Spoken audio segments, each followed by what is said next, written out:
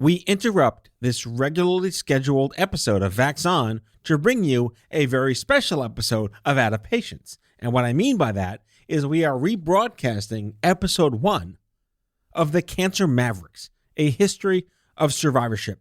For those who missed it, in 2021, we launched a very ambitious project called The Cancer Mavericks, an 8-part narrative audio series about the people and not the disease. 2021 was the 50th anniversary of when Richard Nixon passed the National Cancer Act in 1971. But more importantly than the fact that I can do math, in this time when our rights are being stripped from us and our imperfect union is being torn asunder more and more every single day, we must reflect and realize that history is a teacher. I wanted to reshare this powerful episode of this powerful series, which, by the way, has been listened to more than 300,000 times in the past year. It's made a difference. It's made a dent. And it's reminding us that advocacy matters. Your voice matters. It's the only thing that's ever changed anything. Enjoy episode 1 of The Cancer Mavericks. The Cancer Mavericks, a history of survivorship, is made possible, in part, by Amgen Oncology, committed to the relentless pursuit of breakthroughs for cancer patients and their families.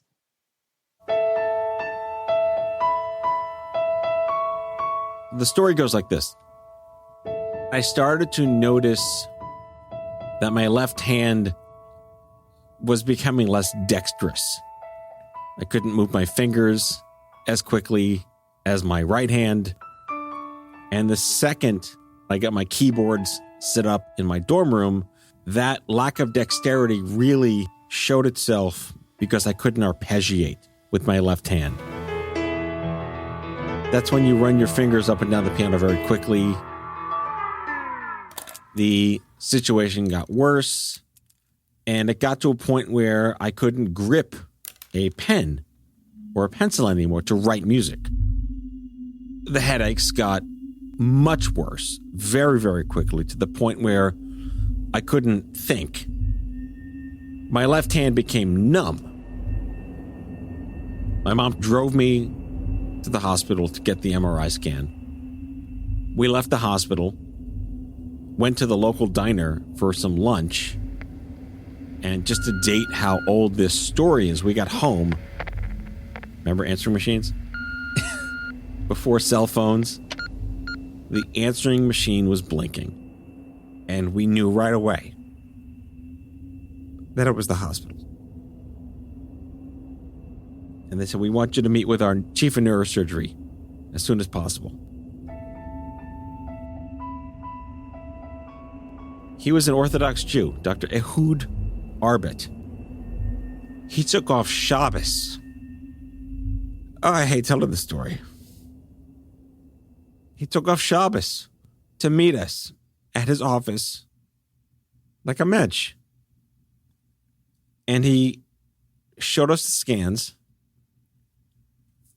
And he said, we found a mass in your brain. And then everything changed.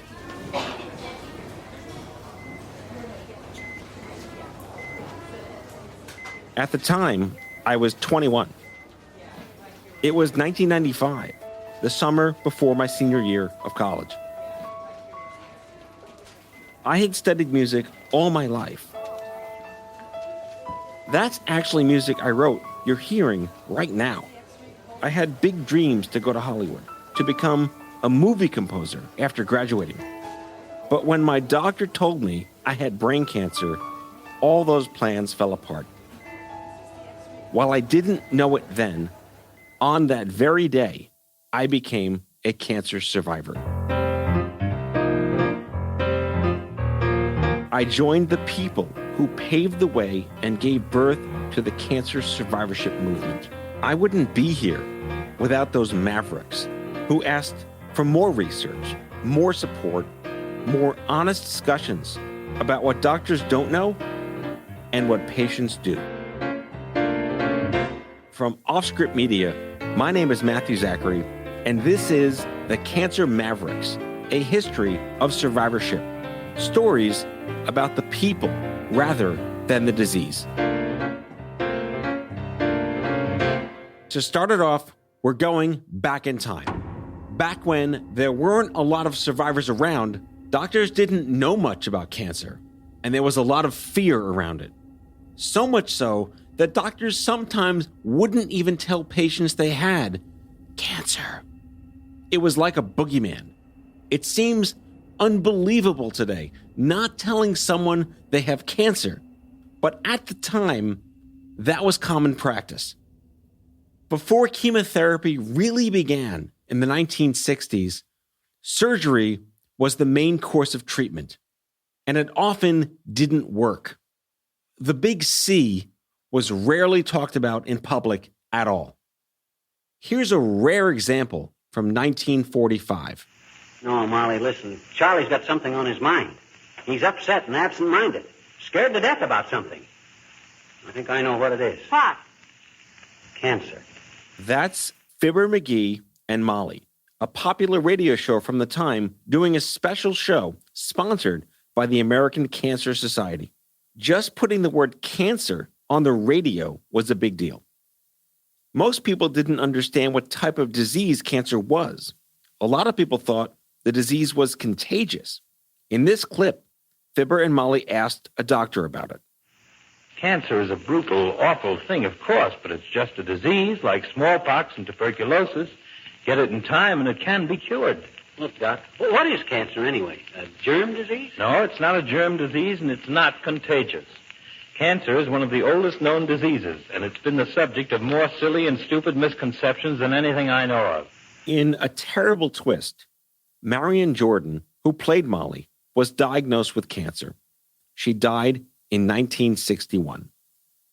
At the time of Fibber McGee and Molly, cancer had touched almost every family in some way, but no one knew enough about it. And the main organization that could have been funding such research, what's known today as the American Cancer Society, had such a small budget, it barely existed. But some scientists were starting to investigate the disease. One of them was Sidney Farber, who would later become known as the father of chemotherapy. I was brought up as a kid literally worshiping Sidney Farber. My mother thought he walked on water. That's Dr. David Nathan. He's the former president of the Dana-Farber Cancer Institute. Nathan knew Farber very well. He took his classes in med school and went on to work with him in the 1960s. But Farber wasn't a clinician like Nathan. He didn't interact with patients directly. Farber was a pathologist, someone who tells clinicians what happened to their patients. Now, Farber, he was more of in that sense, a dreamer of what could be done for patients. But he was a highly intelligent dreamer. He had this brilliant idea that nobody else had. In the 1940s, scientists discovered that nitrogen mustard, a chemical weapon used in the war, worked against a cancer of the lymph nodes called lymphoma. But the research was very early, and doctors weren't sure exactly what the drugs did. Farber was convinced he could prove that cancer-destroying drugs worked. He was working at Boston Children's Hospital and looking for backers to fund his trials. Right after the war, the Second World War, my uncle and his community of movie exhibitors began to look around to get rid of the money that they made during World War II. Everybody went to the movies in those days because they couldn't go anywhere else. And so they went to the neighborhood movies. And these owners of neighborhood movie houses made a fortune. Nathan says his uncle and his friends wanted to do something good with the money they'd made. So they started going around Boston looking for a cause to give the money to.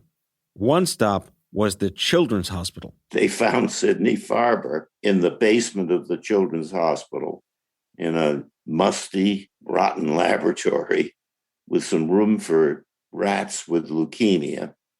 And he told them that if they gave him money, he would build a building, first a clinic for children with cancer, specializing just in that, and that above it, he would build laboratories that would make drugs that would cure the leukemia. That was his vision. And he said he was going to devote his life to it. There, in the basement of the hospital, they agreed to fund his research. Once he had his clinic, Farber soon had a big breakthrough when he tried his cancer treatment on children with leukemia. More than half of the group responded to the treatment, and a third of the group overall survived for about 5 months. They went into remission. They didn't stay in remission, but they went into remission, and that had not been seen. Farber's results were promising. He published a report in the New England Journal of Medicine that caught the attention of Mary Lasker. Lasker wasn't a doctor or a scientist, but she would go on to be one of the most influential people in the world of cancer. Mary was a unique modern businesswoman who worked in art galleries and ran her own dress pattern company. Her husband, Albert Lasker, a big-time ad executive, was the man behind the ad campaign for such big brands as Sunmaid and Kleenex. And he even worked on ads for cigarette companies like Lucky Strike. Lucky Strike is first again with tobacco men. Promenade straight down the pike. It's time right now for a Lucky Strike. In post-war America, a huge amount of medical progress was being made, from penicillin to the polio vaccine to cutting tuberculosis rates in half. The public was seeing how modern medicine could transform their lives. The Laskers were paying attention too. Mary had seen several people whom she deeply cared about suffer from cancer, and she convinced her wealthy husband that medical research was a worthwhile cause. Albert sold his business in 1942, and the couple started a foundation to foster medical research for major diseases. The next year, Mary visited the offices of the American Society for the Control of Cancer. She was shocked to find out its annual budget was just $102,000, with barely any money going toward cancer research. It had been started by doctors who were concerned about cancer and were primarily invested in cancer awareness. It was not supporting research. That's Kirsten Gardner, professor of history at the University of Texas, San Antonio. Mary couldn't believe that cancer, the second leading cause of death in the United States, has such little funding. She persuaded a friend who worked at Reader's Digest to write a series of articles about cancer. Over the next few months, the magazine received $300,000 in donations earmarked for cancer research, more than the American Society for the Control of Cancer's entire budget. And the Laskers both came in and said, this organization is just primed to do more. Albert got on the board of directors and replaced a lot of the members from the medical community with names from his Rolodex: movie executives, ad men, pharmaceutical executives, and lawyers. The board changed the organization's name to the American Cancer Society, and they started a public campaign to raise cancer awareness and bring in donations. Here's Lasker on the Edward R. Murrow Show, Person to Person. Mary, are you happy with what is being done in the whole area of financing medical research in this country? Oh, I'm not a bit happy about it. The amount of money that's available for research is totally inadequate in the United States. You won't believe this. Less is spent on cancer research than we spend on chewing gum. And then Albert Lasker was diagnosed with colon cancer in 1951. He died just a year later. And Mary? Well, she went into action. She fixed her eyes on Congress. She wanted real money, federal money. But she knew in order to get the big bucks, Congress would need to pass a bill. And to do that, she needed the public's buy-in. Her networks of power had expanded, but as a layperson, she needed a physician with vision, one who cared as much as she did. She needed Sidney Farber. Sidney Farber needed Mary too, someone who could organize and advocate, someone who ran in the right circles, who had access to the kind of power and platforms their cause needed. They both shared this belief that we need the nation to be invested in this, not just the people that are actors right now, but we need everyone to care about this. That if we can get more money in research, we are going to move the needle on cancer. For Lasker and Farber, moving the needle meant creating what they called their cancer campaign. Here's David Nathan again. Once you met Sidney Farber, you knew you'd met someone. He had a magnetic personality, and he had black hair and black coal-like eyes. And with the white coat, which he liked to button in the German fashion right under his chin, he really knew how to get people sort of cowed. And he had that sort of personality. That's why Mary Lasker liked him so much. She knew that she could count on him to persuade people. Dr. Vincent DeVita was the director of the National Cancer Institute in the 1980s. She was the darling of Congress. She could get anything she wanted. And she had the ability to see things that non-medical people often didn't see. Lasker and Farber knew exactly how to convince Congress to support cancer research. David Nathan. They identified certain senators, particularly, and a couple of people in the House who were conservatives, but also had cancer in the family. And they found out who they were, and they would go after them. Kirsten Gardner says Mary Lasker was both strategic and determined. She wanted whatever would be most impactful for getting to her goal. So if having a citizen tell the story, she would want the citizen to do it. If it was a doctor telling the story, the doctor. If it was a scientist, the scientist. And she saw herself as most important behind the scenes.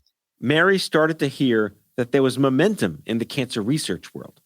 Dr. DeVita was working at the National Cancer Institute at the time. He says in the 1960s, most types of cancer had limited success with treatment. Surgery was the go-to option. You didn't see long survivors. You saw people who got through surgery, and that was a small fraction of the people who got cancer because we had really nothing that worked. DeVita and his team were experimenting with chemo options, but most doctors were still skeptical. Nobody believed you could cure cancer with drugs. Dr. DeVita was trying to see if different combinations of drugs could work to treat childhood leukemia and Hodgkin's disease, which is another type of blood cancer. The trick was finding a mix powerful enough to destroy the cancer cells without destroying the patient. We were pretty sure we were curing both childhood leukemia and Hodgkin's disease. Mary wanted to use this scientific discovery to support the argument for a national bill, one that would give cancer research more funding than ever before. In December of 1969, Mary ran a full-page ad in the New York Times and the Washington Post. President Nixon, you can cure cancer. It also makes reference to the bicentennial in 1976, and that if we could send a man to the moon, we should be able to cure cancer by 1976. This ad cost her somewhere in the neighborhood of $22,000. That's around $151,000 in today's money. Now, that ad really caught the public's attention. It compared the lives lost to cancer to those in Vietnam, 21 times more. It shamed President Nixon and Congress for spending so much on the moonshot and so little on America's most feared disease. In the ad, Mary quoted Sidney Farber and mentioned the promising discoveries that scientists like DeVita were beginning to make. She wrapped it up in one big punch. Our nation has the money on one hand and the skills on the other. The ad challenged the public by asking them to write to President Nixon, urging him to fund cancer research. Here's Mary Lasker herself talking about the ad and the impact it had on politicians. Well, this absolutely shocked the people in the House because they never had ads before, and people were calling up from their districts and sending telegrams and this and that, and it caused quite a little commotion. But some people looked at the ad and their eyes caught one sentence in the small print at the bottom. Why don't we try to conquer cancer by America's 200th birthday? 1976 was just 7 years away at the time. Kirsten Gardner. Now, when it came out, even people who supported Mary Lasker scratched their heads a bit because no one really thought cancer could be cured in 5 years. This was a fantasy. But she used the advertising trick of getting people's attention and making this a topic that would be worthwhile. And it generates thousands of letters to the White House. Soon after, senators floated a bill for what would become the National Cancer Act, but it didn't look like it was going to go anywhere. Once again, Lasker goes big. She says, I need to get the public to support this. So Lasker calls Eppie Letter, who we know as Ann Landers. Ann Landers was an advice columnist with 90 million readers across the country. I telephoned to her, and I told her about the trouble we were in, and I felt that unless we had a massive letter-writing campaign directed to the senators, that we wouldn't get the bill out of committee. Ann Landers published her column on April 20th, 1971. She urged every person reading her column to send a letter or a telegram to their senators, writing, "No one can do everything, but each of us can do something." Kirsten Gardner says the letters flooded the offices. Senators are recording, like, I'm getting 50,000 letters. I'm getting 20,000 letters. I'm getting 60,000 letters. And some people are just furious with Lasker because all their offices were doing that week is opening the letters from citizens that are saying that this needs to be funded. It worked. Mary's letter campaign put so much pressure on the Senate that the bill passed with just one vote against it. But the bill ran into trouble in the House, where Mary didn't have as much influence. The House brought in more independent scientists who were skeptical about Mary's promise to cure cancer. They didn't like some of the details in the bill. But eventually, they reached a compromise. Members of the Senate, members of the House, ladies and gentlemen, we are here today for the purpose of signing the Cancer Act of 1971. The National Cancer Act completely changed the possibilities for research. Here's Vincent DeVita again. The budget of the Cancer Institute went from $182 million to $1 billion in less than 10 years. And all of a sudden, we had a ton of money. DeVita and others knew all that money could make a real impact on cancer care, and that this was just the first step. Mary Lasker. It's just one part of a big, long road, which we haven't come to the end of at all. We're just at the beginning of a new era. But how long it will take to eliminate cancer as a threat to human life, I don't know. And of course, it's still a great, big struggle. Little did she know how right she was. Mary Lasker's work paved the way for Rose Kushner, a cancer maverick who changed the way breast cancer was treated. She said, why are they doing this? Why on earth are doctors continuing to use this as the quote-unquote standard of care when it's completely debilitating and there's absolutely no evidence that they get better outcomes? More after this break. Additional support for the Cancer Mavericks, a history of survivorship, is made possible by the following partners: Bristol Myers Squibb, Daiichi Sankyo, Merck, Seagen, Takeda, Pharmacyclics, an AbbVie company, and Janssen.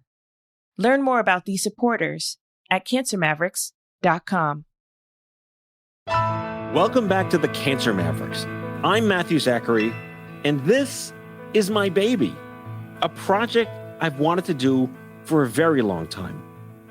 I'm a cancer survivor, and I wanted to tell the story of the origins of the cancer survivorship movement. When doctors found a tumor in my head in 1995, I found plenty of experts. I just wasn't one of them. And I was exposed to a whole new language.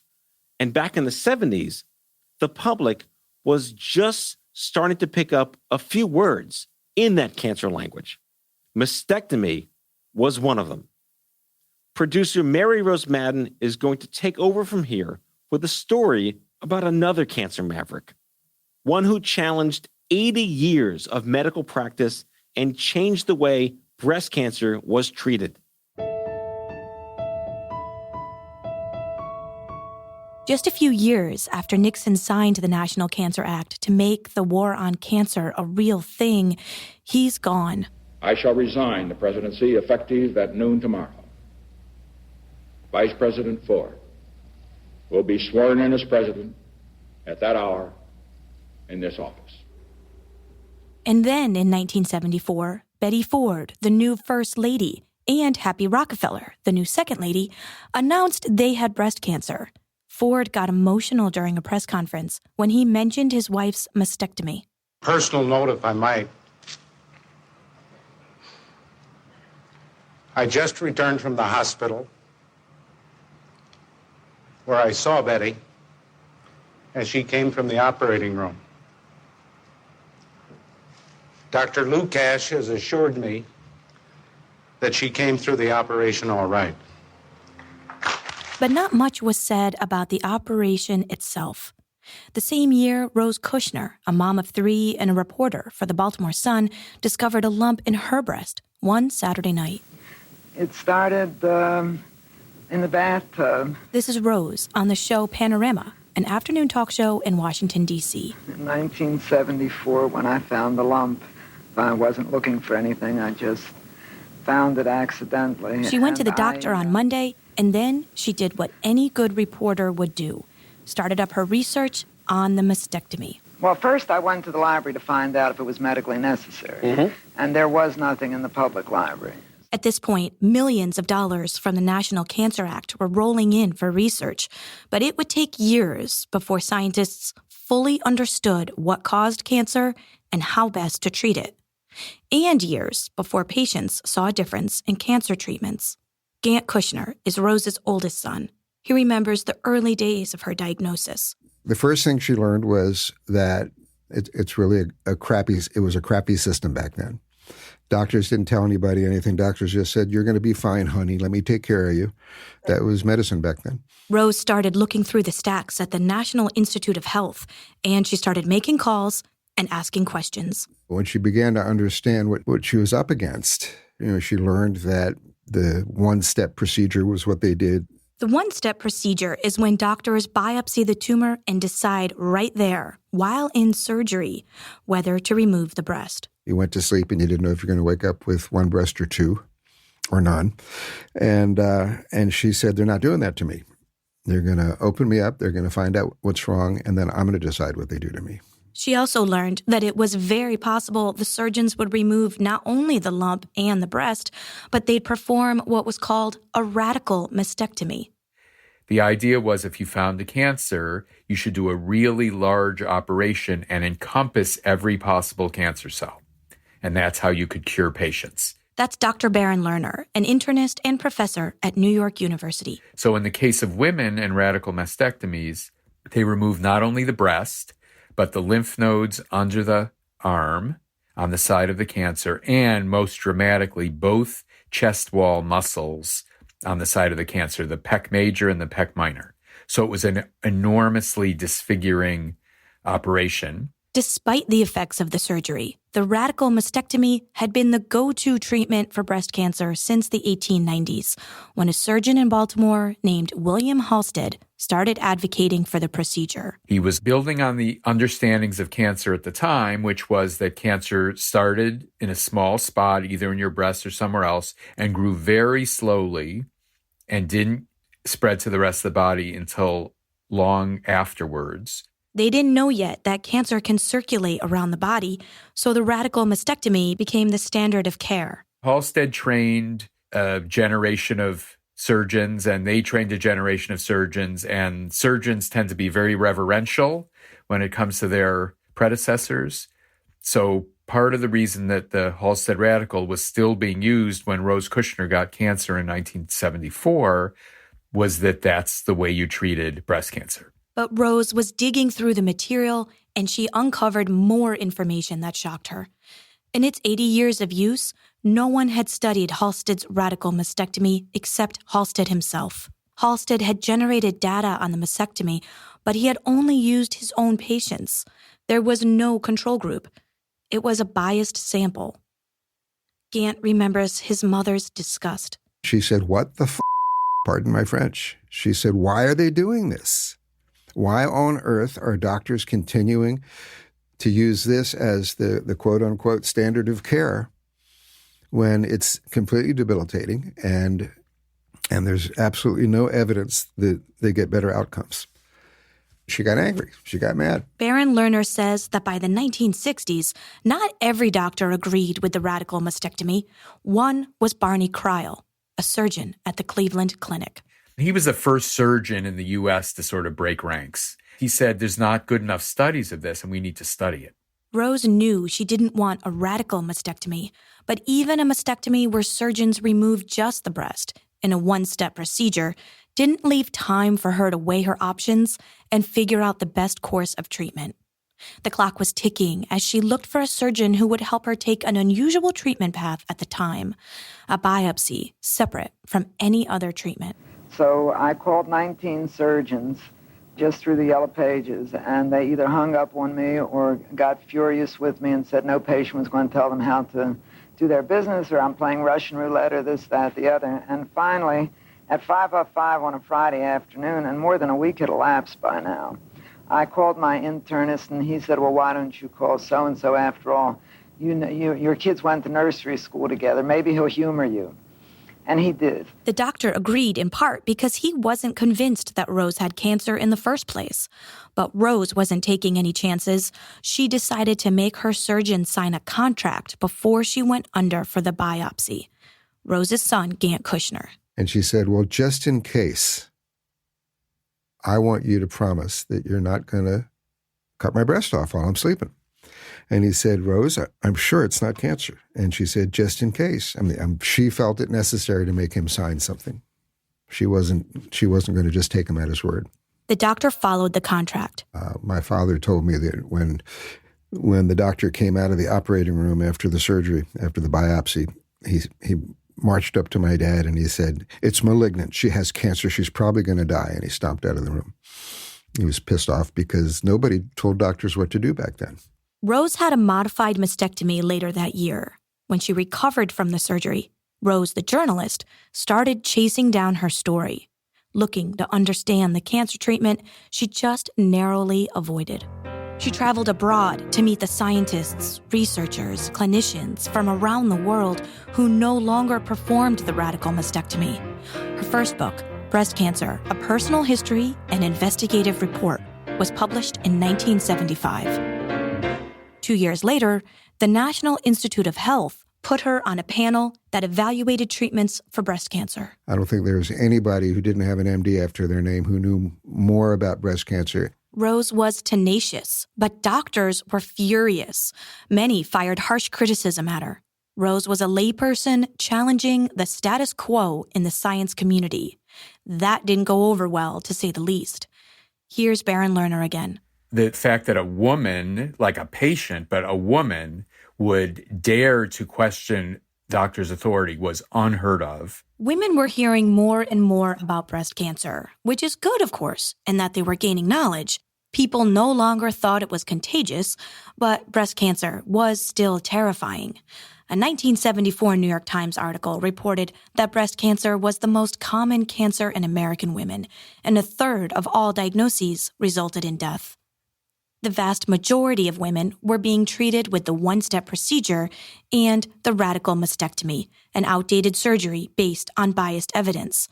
At least 2 scientists took notice. Remember Barney Kreil, the Cleveland surgeon who was the first one to question the radical mastectomy?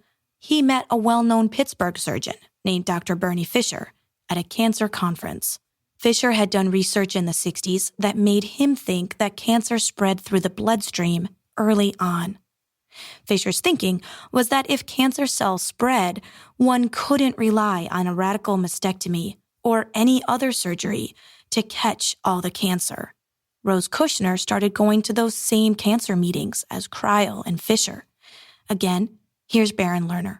She would come to the meetings as a journalist and do her thing, sit in the back of the room, ask questions. The surgeons felt she was bothersome. But Fisher, a very smart guy interested in science, realized that what she was talking about made a lot of sense. And she was probably right.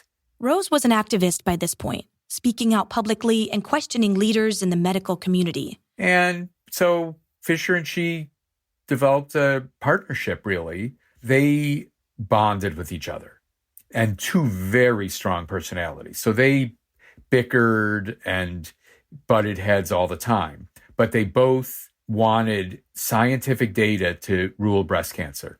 At the time, surgeons routinely performed debilitating surgeries that were not evidence-based, and Fisher was deeply bothered by this.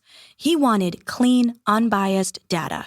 Here's Fisher himself in 2004. Clinical trials were not very popular in this country, and I really knew little about them, but I became fascinated with the idea.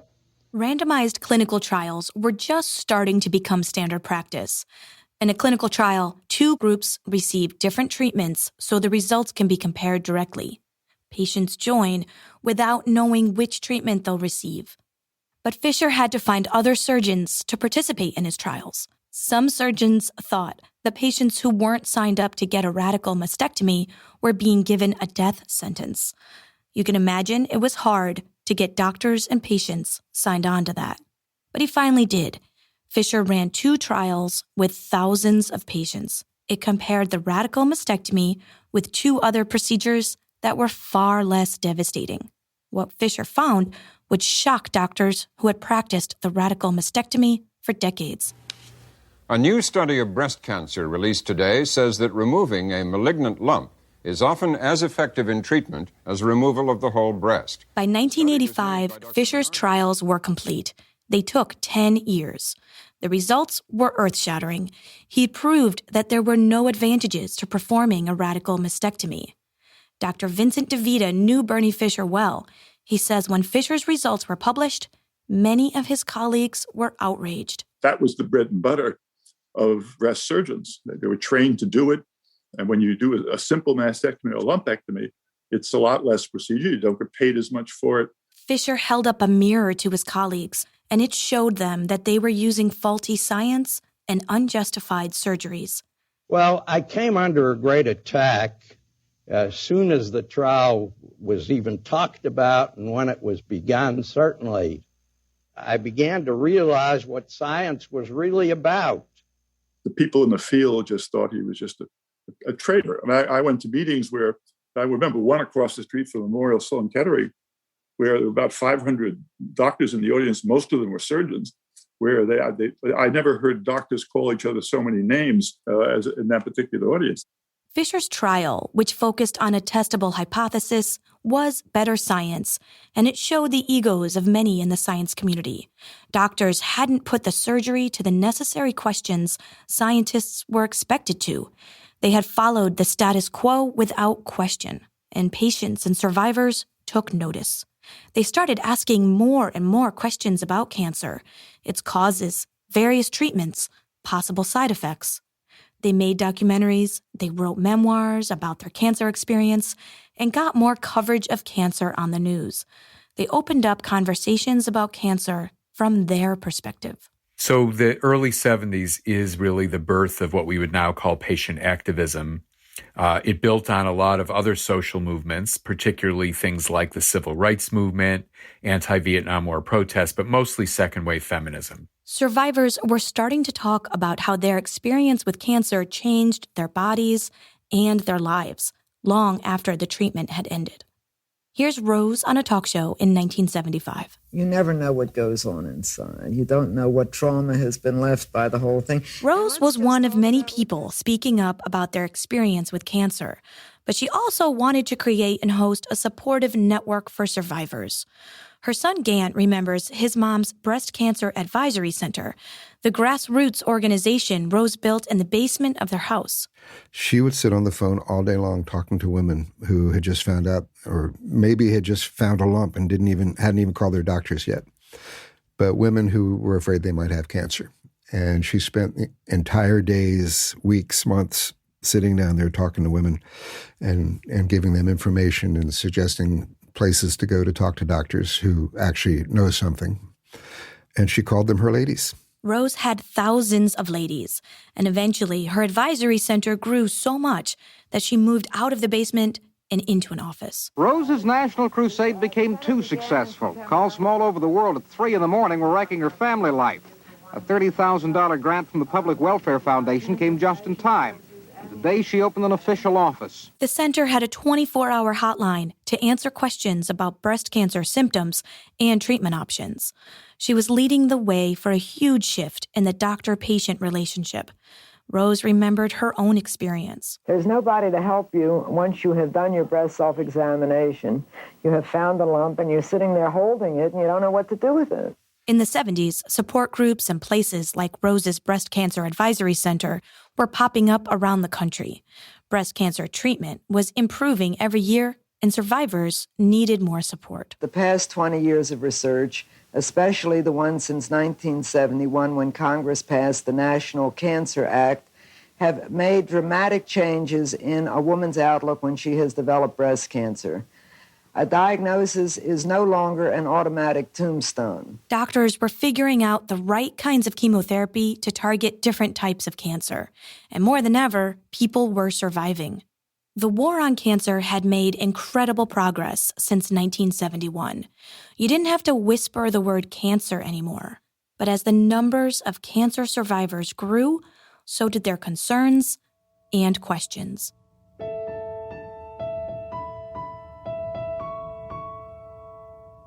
That was producer Mary Rose Madden. This is just the beginning of the Cancer Mavericks. In our next episode, you'll hear more about the Cancer Mavericks who banded together over one weekend in New Mexico, kickstarting the next step in the cancer survivorship movement. Well, we were just kooks. Who's going to talk about cancer? Just go home and be quiet. Because we were doing such outrageous things. We were going outside the medical community, outside our doctors, and talking to one another. The Cancer Mavericks, A History of Survivorship, is a production of Offscript Media in partnership with Small Good Thing. The executive producer is Steve Lichtai. Our senior producers are Susie Armitage, Mary Rose Madden, and Andrew McDowell. Our associate producers are Mariah Dennis and Mara Laser. And our production assistant is Sophia Kurzius. Sound design and mixing is by David Schulman, and our music is composed and performed by me, Matthew Zachary. For more information about this series, visit cancermavericks.com. That's cancermavericks.com.